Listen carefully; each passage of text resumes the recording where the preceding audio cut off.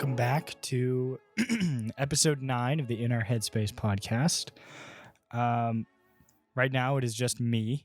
Jared isn't able to make it this week. He's got school and other stuff going on. So today is my first ever solo episode of anything that I've done. I'm not well versed in recording by myself and having someone else to bounce off of. So it'll be an interesting first experience for everybody. But I think it'll be exciting. And I do have a topic I want to talk about. So it might be a little bit of a shorter episode. I know I said we were going to get back to the longer episodes last week, but then things changed. So we'll probably be on that next week. At our full-length episodes and stuff like that. So I don't think it's that big of a deal. I'm just saying. Today I'm actually going to talk about change. Like the concept of change and dealing with change and all of that stuff. And why I think it's I think it's a super interesting topic to talk about. And I actually wrote a paper on it back in like my senior year or whatever of high school. But essentially where I'm going to start is I think everybody has trouble with change, for example, in their life. And if something is one way for so long and then all of a sudden that changes and they have to then readjust their whole either outlook on life or way of living life or location in which they live or anything like that, it puts, even if it's just subconscious, it puts stress on the body. But one of the lessons I feel like I've learned through growing up is that change needs to happen. Like it's in a sense it's necessary for I think people to grow and for your life to progress. And I'm not saying things need to change like all the time or anything like that, but I think it's important one of the most important lessons is to learn to accept change, because change happens without any control of your own. Like you can't decide, you can decide when something's changed, but a lot of the devastating change that happens to people is devastating because they can't control it. They had no input on whether or not it was even going to happen. So I think I've gone through my life with a lot of changes as far as moving to different houses, different schools, friends, all that. So change is similar to fire, how it'll come through and it will destroy these seemingly good things and parts of your life without any mercy, without any resentment or anything. Like it'll just come through and things will change and it'll feel like those parts of your life are just ruined in some cases. I'm not saying all change is bad or anything, but the opposite side of that is to look at it just like fire. Like fire can come through, it can destroy, but what it's doing is it's making way for better, more like a new thing to be in that spot. A new, like forest fires burn down forests, but then from that all that destruction, new trees grow and that whole shtick. But it's just interesting because when you relate that to your experiences in life, or like the barriers and the walls that change in your life can break down, and kind of force you into this like learning position, you can meet yourself with a lot of resistance to that evolution, or that where you're getting forced to change and you either roll with it or you resist it like crazy.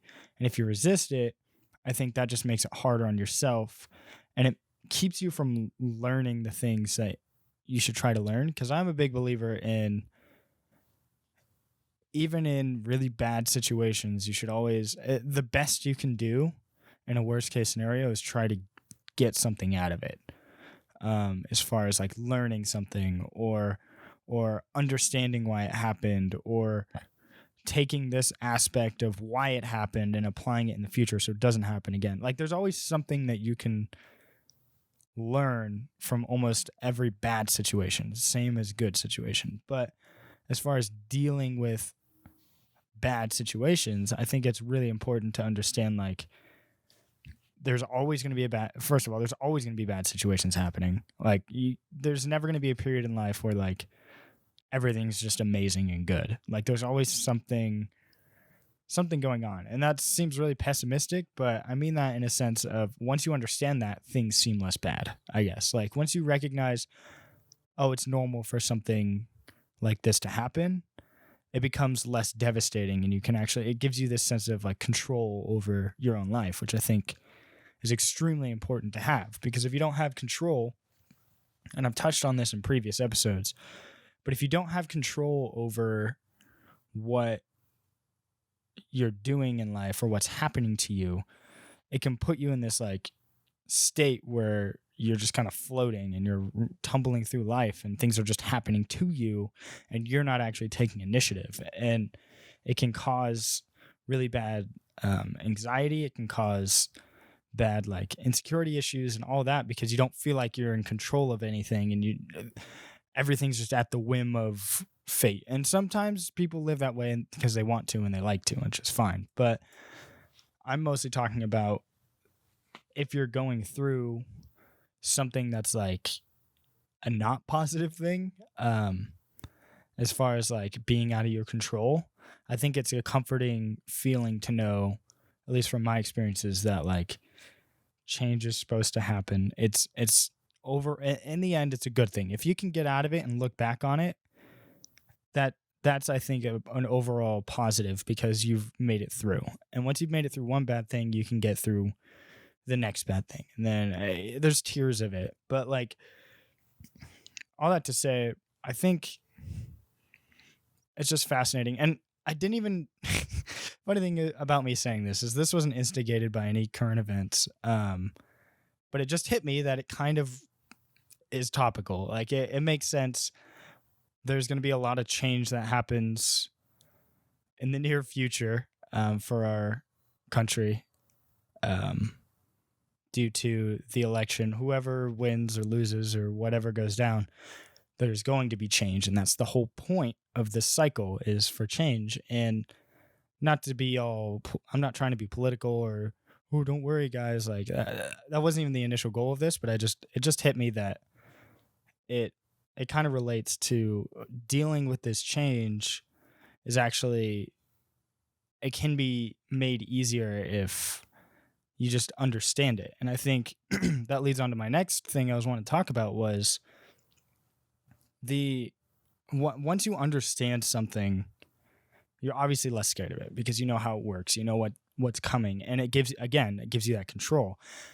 And I was having a conversation the other day about, and I don't remember what it was about, other than the fact that I took away from our innate human desire to understand everything. And I mean everything that we come in contact with in life. If we don't understand something, we're either scared of it or we don't like it. And we usually avoid it. Like, it's really weird to think about, but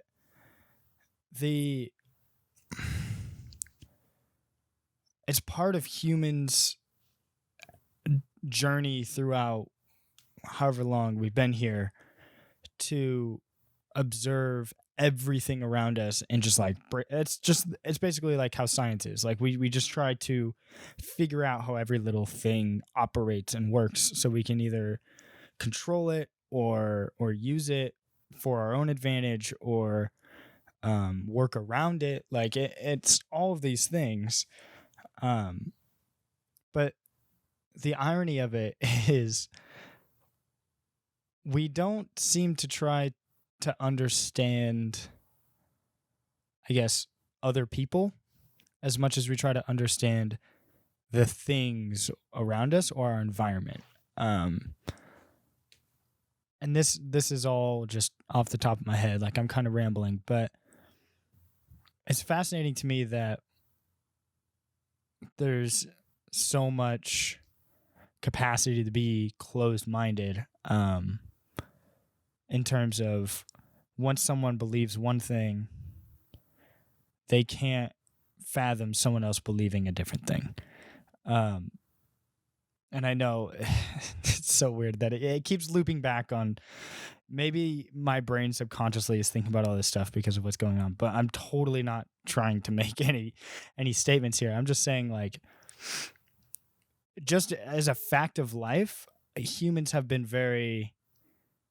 we've been trusting, but we've been also very untrusting. Even going back to just different, like when civilizations were first finding each other, and then they'd build into cities, but then there'd be battling cities or countries, and we've got all this like division, if you will, by nature, because for whatever reason, and I still haven't really processed it or thought about it enough to really come up with a theory for it or anything, but we can't seem to understand other people as well, or we don't have the desire to understand other people as much as we have a desire to understand what's going on around us. And we're always reaching towards the horizon and always looking past, instead of like understanding what we're in now, and the people around us, and how, like, it's so hard for us to even understand ourselves and how we feel a lot of the time, as far as like even just our own emotion. There's times where you're feeling a certain way and you're feeling like down, or you're feeling really happy, or you're feeling really just like nothing, and you don't know why. And it's incredibly frustrating to be in that situation where you're like, why am I so mad right now? Like, there's nothing for me to be mad or stressed about, and I'm mad and stressed. Or things like that. Like, if we can't even understand ourselves, how do we hope to understand another person who we have no connection to? Like, it's just fascinating to me how that even, it's just ironic, I think. But I think tying back into change, it's once you understand, like, take that desire to understand and you kind of start pointing it at certain things in your life, it can really help with so many different aspects of, like, there's so many instances of almost like autopiloting through certain parts of your life and just going like, and I said this before again, but know why you're doing stuff. Like, know the reason you're making certain decisions. Give yourself goals, like mini goals. That way you're like, wait, why am I doing this again?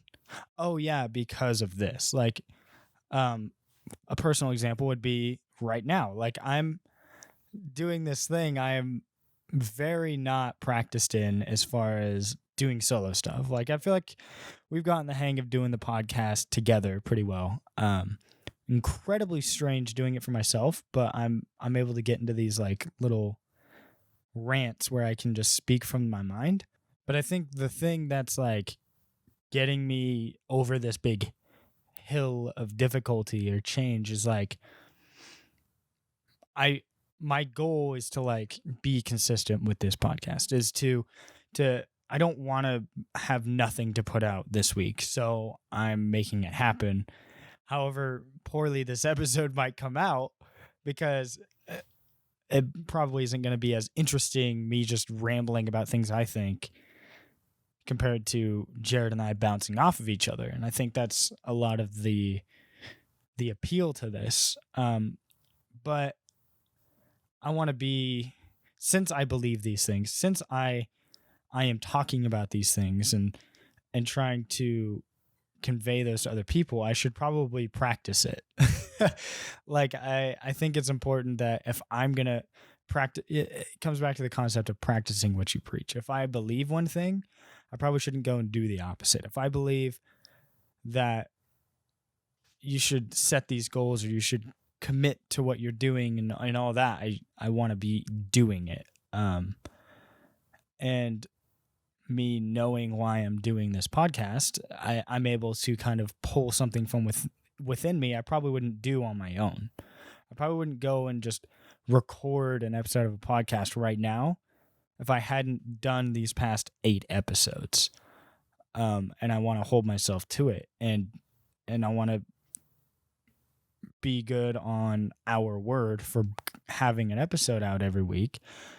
And yeah, so I think it's just interesting, like these little constants, I guess, or these natural parts of life, and change and pushing through and like taking what you can from certain situations. Like,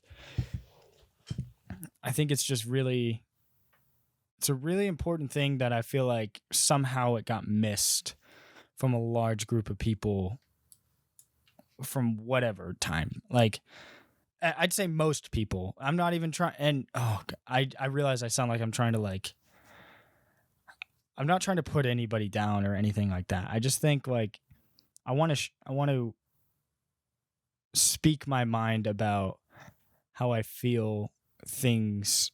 It's mostly coming from a place of helpfulness. Whether or not it's helpful, I understand, but I just think if we approach things, if we take an approach to life, understanding that nothing lasts forever and things will change, and that's a good thing, and embrace change rather than resist it, because no matter how much you resist change, that's not stopping it. No matter how much you resist wanting or having to move to a different house, you have to move to a different house if you don't want to move away from where you're at. Or like, oh, I have to go now, I have this commitment now and I have to stick to it.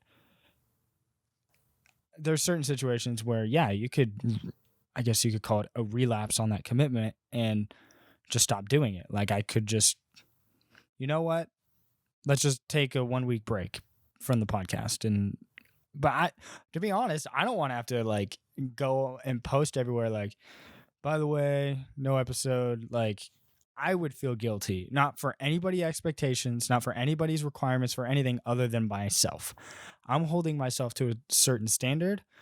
So I am now feeling accountability for something that no one else is holding me to. And I think that's a cool thing. That's a cool feeling, because it's like, again, it gives me that control. I have this like active like want to do this thing, and I'm not going to let myself not do it.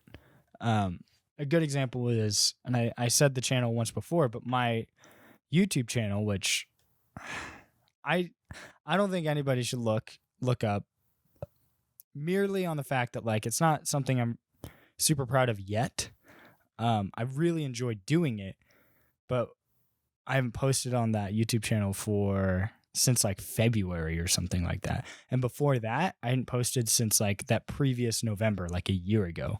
So I think the thing that makes me less proud of that YouTube channel is I didn't commit to it. And I had my reasons. Like, I was super busy at the time. There was a lot of stress going on.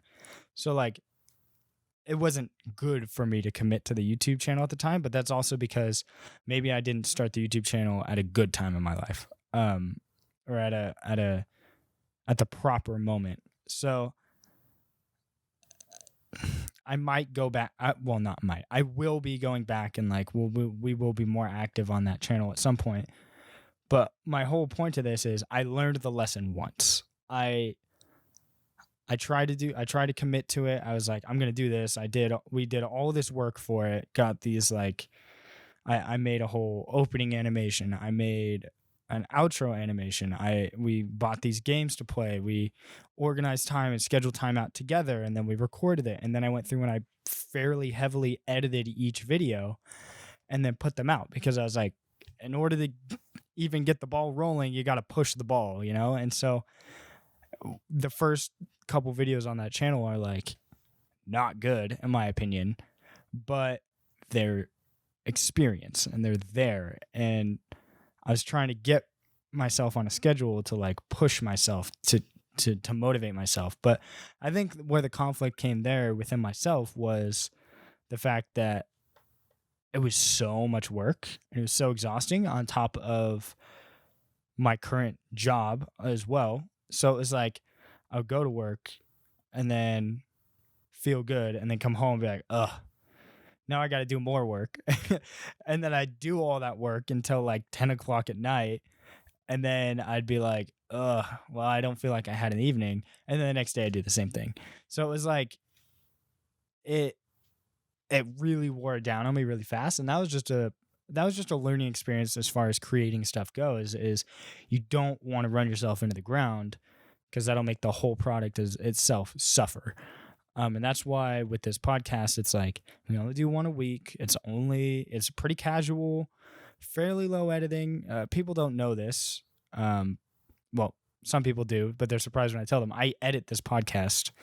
Like I cut stuff out, or I'll change stuff and move stuff around because like I want it to be as good of a thing I can make out of it. I want it to represent me and Jared well. So like, anyways, the whole point is like, even if you don't get it the first time, I still took a positive lesson out of my past. It's not a failure by any means, but my past experience. Like the thing that I kind of left behind, like in the dust because I was burnt out, isn't like a negative thing in my head. It's like, oh, well, I want to do that. I've been wanting to do this podcast since before I did this YouTube thing. So I'm just going to go do the podcast thing because it's the exciting thing for me. And maybe that's just me chasing after the next fun thing in my brain. But now I feel like I'm at a point where I could do both. And which is, like I was saying, I might end up doing that because it's very fun for me to create things. And it's very fun for me to just put myself, I guess, out there for other people to observe. I've always liked the idea of creating content, but I don't want to also be that person that forces my beliefs and views and opinions on the internet, because it's like I don't care that much. I don't know if you could tell. I'm an opinionate. I believe in the things I believe, but I'm not extremely opinionated. Like I don't like to force what I think onto other people. I just like to talk about the things I like to talk about. And maybe that comes off as whatever, but anyways, that was a little side tangent about content creating, but I think I was mostly using that as an example to understand that like that I wasn't ready for that change, even though it was self-imposed. I still tried to. I changed I did like a double flip, I guess. Like I was like, cool, I'm gonna do this YouTube thing, and then I did it. And then that changed my schedule drastically. Like I was saying, like I was putting a lot more work on myself than I initially thought it would be. And then I was like, I can't handle this. And then I dropped it. But in some scenarios, you can't just drop it. Like you have to keep committing to it. Fortunately, that was more of an example of holding accountability for yourself. But I think like even in those situations, because I've definitely been in those situations where your life feels like it just flips and you're like, what? And you just got to run with it. And that's fine. Like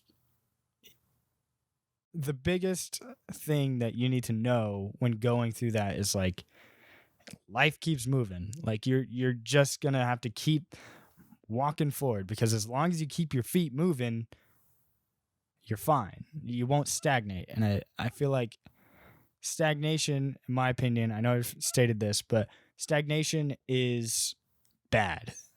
Stagnation is where you've basically given up and you don't want to keep moving. Like you're just like, screw this.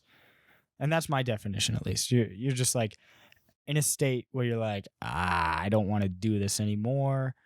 I can't keep going anymore. All of this, like, you kind of just slowing yourself down. And I know it's different being my age, being young, 21 now, woohoo. It's definitely different from my perspective as a young adult. I've still got that fire under my butt, but even for people in my surrounding life, I still see that. Like, even though they're settled down or whatever, you still see it. Like, you can tell when someone's got something that they're moving towards. So you can tell they're constantly pushing. And there's plenty of people in my life that are way older than me that are that way.